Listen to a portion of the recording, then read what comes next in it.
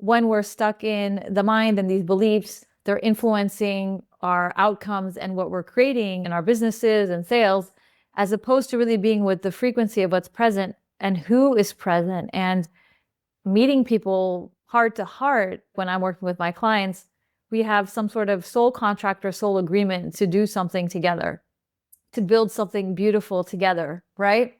And when I'm up here, I'm not able to really feel that in terms of sales conversations. A lot of us, regardless of whether we're starting out or very advanced in our businesses, we receive this sales indoctrination from this world of bro marketing that we need to make the sale, when really, when we are connected to ourselves and to our hearts, connected to our mission and to our purpose, connected to what we are here to deliver in the world and how we are here to serve people and to meet people in their transformation and co-create with them, then it's already been in the process. It's already been in the weaving.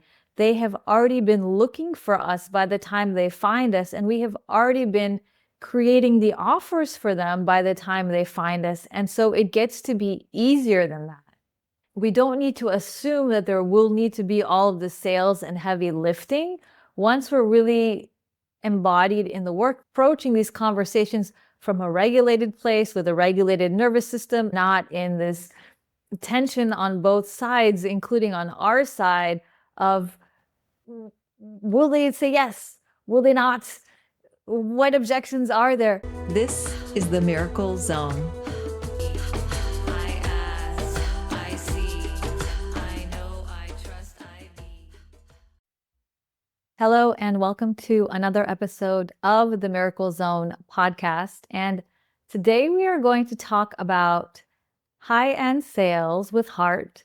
Specifically, I want to share with you 5 beliefs that are blocking you from making high-end sales with heart.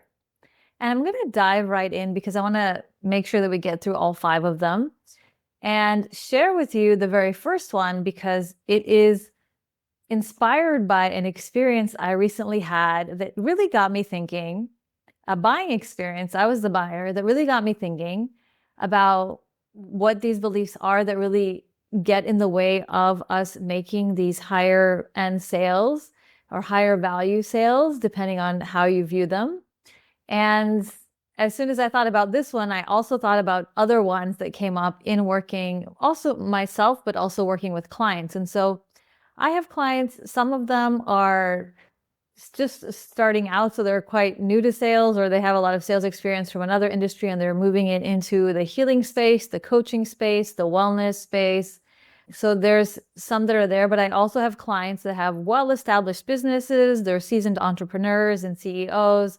They have multi-7-figure plus businesses. And these are beliefs that I see come up actually no matter where you are on the continuum. Some of them apply more to you if you have a larger business with higher turnover and have been doing it for a while.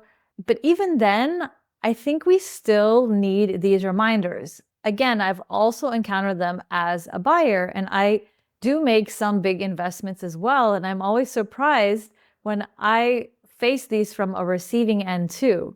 And so I really think there's something here for everyone to tune into and to just reflect on if any of these that I'm going to share is, ooh, like I need to spend some time with that belief and really seeing what's at the root of that and seeing what I can do to clear it so I can be doing these sales from the heart and not from the mind that is the one that is influenced by all of these thought forms. And that's why I really like to talk about leadership and business and frequency as well, because when we're stuck in the mind and these beliefs, they're influencing our outcomes and what we're creating and what we're able to create in our businesses and sales, as opposed to really being with the frequency of what's present and who is present and meeting people heart to heart. I really feel like when I'm working with my clients, we have some sort of soul contract or soul agreement to do something together, to build something beautiful together, right?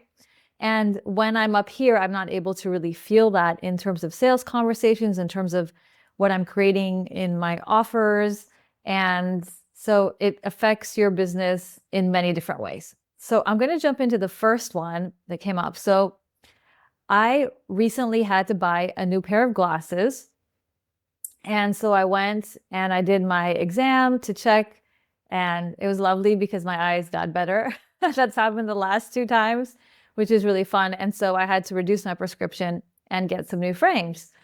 And so the woman at the shop was very lovely. She was quite young and really helpful and friendly. And she was showing me different options for frames for glasses, which is really helpful because it's really hard to actually pick, I find, and really see what fits the best when there's so many options. So she was doing a really beautiful job of helping me select and getting a sense for what I liked and then bringing me a couple of options. And so she brought me one pair and I liked it, another pair. And I had 4 pairs and I liked them, but I didn't love any of them. I was stuck in a tie between them. And then she gets this look. She's like a little nervous, a little bit bashful, but there's one more. And then she goes to another part of the store and brings me a 5th pair that she thinks I will like and hands it to me really nervously. I have them in my hand. So she handed them to me and she's, you could try these ones. And so I just took them from her and I put them on. I'm going to put them on now if you're watching on YouTube, right? I put these on and I just love them. They were somewhat similar to the others, just slight differences from the others. They have this like beautiful kind of turtle-y look to them. They were just the right shape. And I was so excited. And then I realized the reason that she hesitated to show them to me is because they're way more expensive than all of the other ones. They're designer, right? They're Dolce & Gabbana. And so she was hesitant to show them to me in case I couldn't afford them or in case I liked them but then couldn't get them. There was just something there that she internally had some, like, I don't know if I should show her. What if she likes it? Or she made some assumption about what I would want and almost didn't even show them to me. And so this is an example of something that I've seen clients do. I know I've done in the past is when we see somebody, we have these beliefs and assumptions and judgments and often projections about what they can or cannot afford. And so we might think somebody wants something more basic or they can't afford our more premium offer, our designer equivalent, based on who they are, their experience, what they look like, or what they're wearing, or the number of followers they have, or whatever. We make all these assumptions. They might be the exact kind of person like me these are fabulous. I am so excited to get these and wear these on my face every single day of my life. Like, it's so important for me to love the glasses that I'm wearing because it's something I wear them really often. And so again, she almost didn't show them to me. And I could feel her discomfort. I felt it was like so strange the way she broached the whole topic and brought me this other pair. And I was like, oh, these are it. So that was for me just a really recent example of one of the beliefs that really keeps us from making these higher end sales or higher value sales with heart is these assumptions and this discomfort that we then bring to whether it's sales conversations, whether it's to an offer we want to really create, but we're like, no, that will be too big or too much or too expensive for somebody. Even if you're already selling high price point things, one of my offers is over 100K, right? So even if you already have higher price point offers, there's still a belief that if there's more that you can offer, that there won't be a market for that. And that isn't necessarily true. And that's actually us and our biases. And it's really important to just be present with that. The second belief I want to talk about is really similar to the first one, but it's the flip side. So I was having a conversation with one of my clients a few weeks ago, and she was sharing about she was going to have a sales conversation with somebody and how she didn't think that the price point of her offer was going to be an issue with her because this woman was quite wealthy and she didn't expect to get many objections or anything like that. And so I pointed out to her, I said, we need to be really careful to what we're bringing to sales conversations, including this assumption, right? just because somebody is wealthy and has a lot of money to spend or makes a lot of investments in their own business or in their own life, it doesn't mean that they aren't going to be discerning about what they're investing in.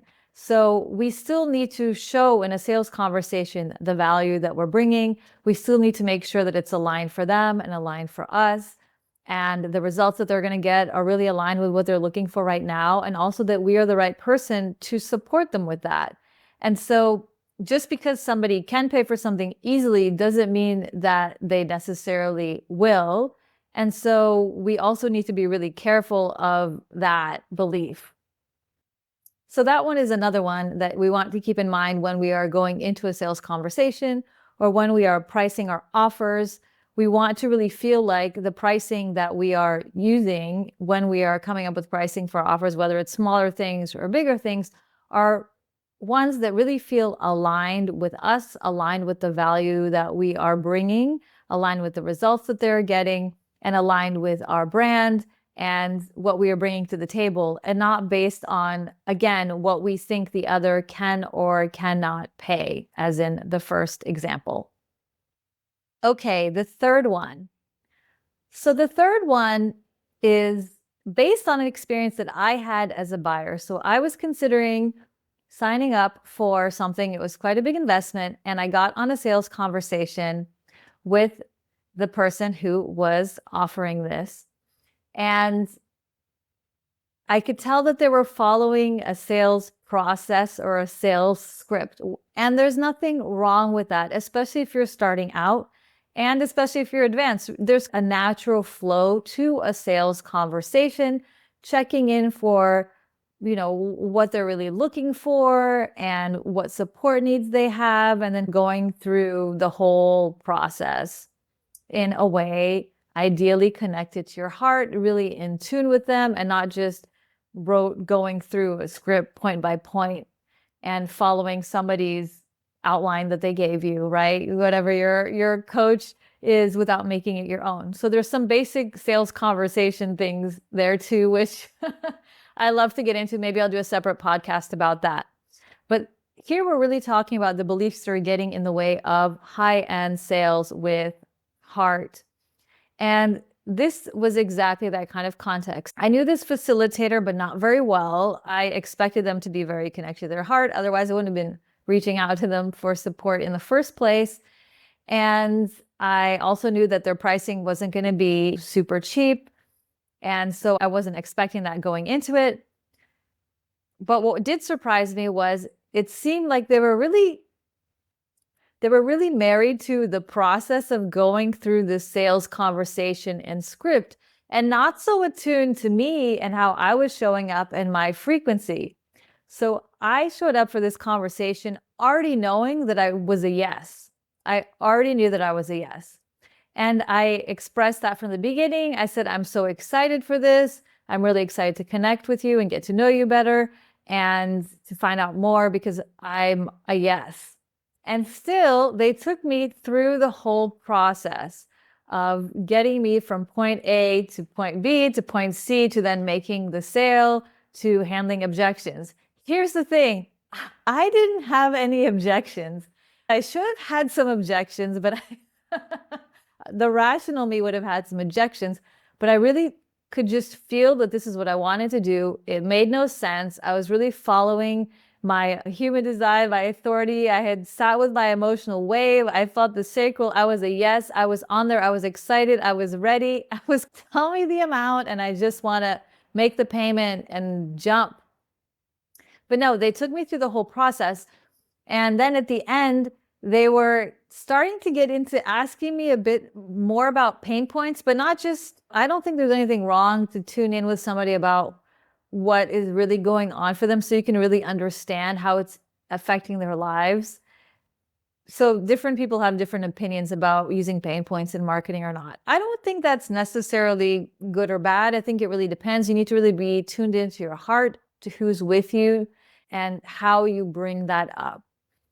But in this instance, I could feel that they were like trying to drive in on the pain points to really get me to think about what a loss it would be if I didn't say yes.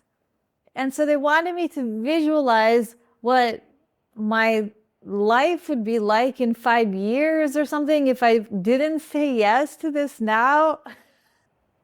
And I had to stop them. And I was like, I understand what you're doing. I teach people sales and I respect that. And honestly, I don't want to spend any time doing this. I'm already a yes. And if we keep going down this path, I'm actually going to turn into a no because I'm starting to feel like we're not really in alignment or in tune in terms of I'm really enthusiastic for what you're offering. You're offering something that feels perfect. Can we just move on with this? I had to really stop them and be like, look, we don't need to do the song and dance. I'm already a yes. And so what I want to get at here, and I will say it did make me think twice, right? Luckily I didn't because it was amazing and I'm really happy that I did it. And I gave them feedback so that they could improve their sales conversations in the future. But what I want to get at here is for the third belief or third assumption that we're making is sometimes we're assuming that people are showing up and they're not sure and they haven't decided and they have objections and that we're going to have to do some work to get them from point A to point B to the sale when that might not even be the case. I understand it really depends on your business and what you're selling and who you're selling to. I know in mine now, most of the people, by the time they get on a call with me, they are genuinely interested and considering something. It's not always going to be a yes, and that's not my intention either. It's really for us to both feel into it. Is there something here that we are meant to create and build together? It's a two-way conversation.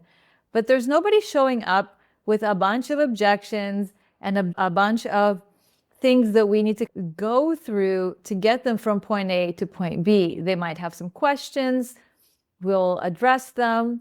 So it's still a conversation, but it's not this. Again, it depends on what you're selling, who you're selling to, but it's really important to be aware of this belief because a lot of us, regardless of whether we're starting out or have very advanced in our businesses, we still receive this experience, this in sales indoctrination from this world of bro marketing that we need to make the sale when really, when we are connected to ourselves and to our hearts, connected to our mission and to our purpose, connected to what we are here to deliver in the world and how we are here to serve people and to meet people in their transformation and co-create with them, then it's already been in the process. It's already been in the weaving. They have already been looking for us by the time they find us, and we have already been creating the offers for them by the time they find us. And so it gets to be easier than that, right? And sometimes it's not the right time and it's okay. And they might go away and then they may come back when they're ready. And that's totally fine. And so there's an element of trust in every conversation that we have and that it's meant to be in some way. And sometimes it can be a yes and it can be a no, and we'll navigate that in the moment. But we don't need to assume that there will need to be all of the sales and heavy lifting. Once we're really embodied in the work that we're doing, embodied in our offers, and approaching these conversations from a regulated place with a regulated nervous system, inviting them into a place where we can also have these conversations with them in this kind of frequency and not in this tension on both sides, including on our side of, will they say yes? Will they not? What objections are there? How do we address them? So I wanted to mention that one too, because that one was something that from a buyer's perspective really influenced my understanding and my experience then when I have sales conversations with others as well. Okay, number 4. So number 4 is one that came out of a conversation that I had with one of my clients recently, because she wanted to sell something around the 300 price point and wasn't able to do that. The offer just wasn't selling. And then she was saying, oh, but I'm not going to then do my $3,000 offer because I can't even do the 300 one. So the assumption or the belief that I want to bring to the table here for us to consider is one that if I can't sell a lower price point thing, I can't sell a higher price point thing. And I want to share a personal story from my experience when I was starting my business, which really taught me very early on that is not the case. So I was working with a coach at the time, a business coach at the time, who was amazing. And her process that she taught us was start with a small little bite-sized offer. And then over time, you can make the offer bigger and the price point bigger. And this is a really beautiful idea. And it does work well for a lot of people. Is when you're new to sales and you're not comfortable, you're getting more comfortable with bringing higher and higher numbers to the table. And so she was suggesting selling something at $99 and then using that as your first thing, because your nervous system won't get as activated. You won't be as nervous to get on the phone with somebody or to create a product that's $99. She was specifically referring to coaching, right? So it's supposed to be like a super easy yes for somebody. It's $99, get them in, they'll experience you, and then they will be more interested in continuing with you and your higher price point offers in the future. Again, nothing wrong with that approach. And I actually saw it work for most. It was a group coaching program. I would say at least 75% of the people in the group, that approach worked for them. Meanwhile, for me, I didn't sell a single thing for $99. I just couldn't. The copy was good, the sales page was good, the offer was amazing, but it just wasn't landing. And so I was confused, and I had a conversation with a sales coach. So in addition to my business coach, one of the very first investments that I made in my business, which was quite a big investment at the time, was in sales training. And so I was speaking with the sales coach specifically, and I said, look, I don't understand. I have this offer, it's $99, it's not going at all. And she checked all my copy, she said, all of this is great. And then she said, are you selling anything else? And I said, yes, I have a 6-month coaching package. And that one, I've sold a couple of them.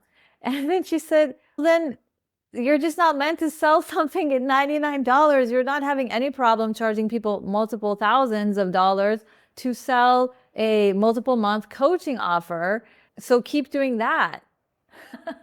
So something in my mind was making it bad or wrong that I couldn't sell something for $99 when I was selling something already for several thousands of dollars, right?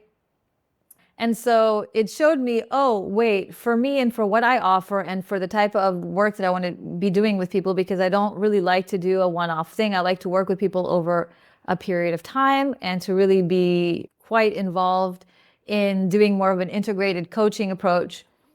That was the right way for me. And so it wasn't about the lower price point thing. And so this is something that I shared with my client when she was saying this. I said, look, just because you didn't sell something at 300 doesn't mean you can't sell something at 3,000.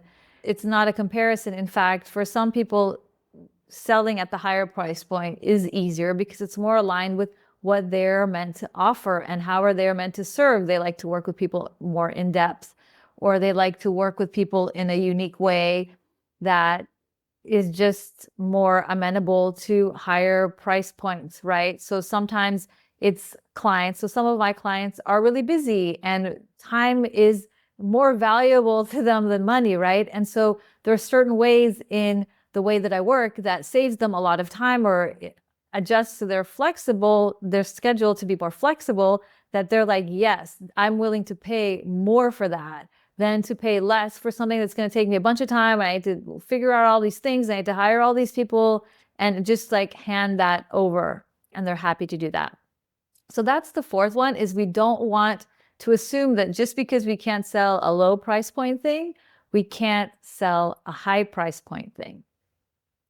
Now, the fifth one I'm going to complete with is very connected to that, but different. And that's the assumption that selling something cheaper is easier. Selling something cheaper is easier. And that's a belief. It makes sense. We would assume that. But I have so many clients and also my own experience where, again, trying to sell something lower price point ends up being a lot more difficult than something higher price point. Now, why this is different from the previous assumption is there's many people out there. So many marketers will lead you to believe that, oh, start a membership program. It's lower price point. It'll be easy. You can sell tons of them. It's much easier. Or start a group program. It'll be easier. It's lower price point than selling something one-on-one or higher price point, even if it's a group thing. And I see way too many people, especially when they're starting out, and this is really common for the ones who are earlier on in their businesses, to think that it's easier to do the lower price point thing first and start with that. But the thing with lower price point is that you need bigger numbers. And so if you don't have bigger numbers yet, you're actually going to put so much energy into selling the lower price point thing, and you might not really get much at the end of the day or sell much at the end of the day because you don't have a huge list or a huge audience or a huge number of people who are going to be a yes to that. And one of the things that I remember learning from one of my mentors is it takes almost as much energy to sell, or if not the same, to sell something that's lower price point than something that is higher price point, right? We still need to do some level of earning people's trust, some level of showing people that there's value and it's worth it for them to pay, whether it's a $29 subscription or whether it's a $3,000 or $7,000 or plus investment. There still needs to be some energy exchange there to let people know it exists, to let people know why it's for them, to let people know why you're the one for them, to let people really feel the frequency of your work. And so it's not that it's super low price point. So I'm going to send one email and then everybody's going to buy and I'm not going to need to send any more emails. No, I might still need to send 5 or 7 emails or something like that, whether it's lower price point or higher price point. Or if you're using more social media, or if you're working with ads, there's still going to need to be some investment of time there or money there to reach more eyeballs. And so it's not just easier just because it's cheaper. People are going to be like, whatever, I'll just get it, right? There's still some sales psychology there. There's still some intentionality there that we need to keep in mind when we are doing these sales decisions related to what our business model is, what our offer pricing is, what the sales conversations are that we're having. We need to keep that in mind. So I'm going to pause there for today and just invite you to tune into these 5 areas, these 5 beliefs that I've mentioned today that could be getting in the way of you making more high value, high-end sales with your offers in your business.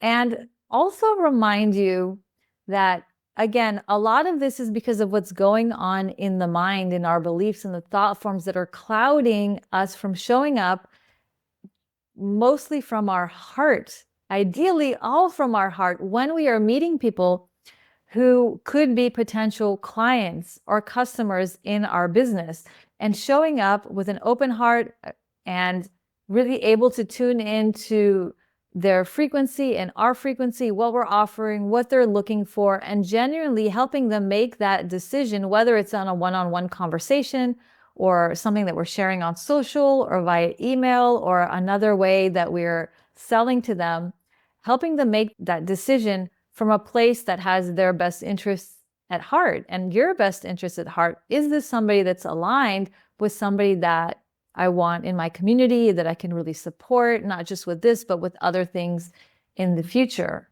And so much of that is about, okay, how do I show up with a regulated nervous system and with my energy open, with my heart open for whoever is walking into my space, be it an online storefront or a storefront like this lovely lady who is selling me these glasses that I absolutely love, to make sure that we are giving people the opportunity to get the highest level of support and benefit from what we are offering out into the world.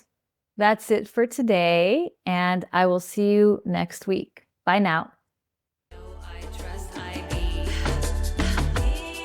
Thank you for tuning in to the Miracle Zone. Don't forget to subscribe so you never miss a transmission. And if today's episode and conversation resonated, leave a review and share it with a fellow visionary leader. In the links, you can access my free Miracle Business Blueprint, the 7-part framework I use with my clients to create a thriving, scalable, and self-sustaining business that gives you more freedom, not less. Plus, you'll receive a guided process to identify where to focus first so you can spend more time leading in your miracle zone right away. Let's build the new as a collective for the collective. Together, we're not just creating miracles, we're living them. Until next time, stay in the miracle zone.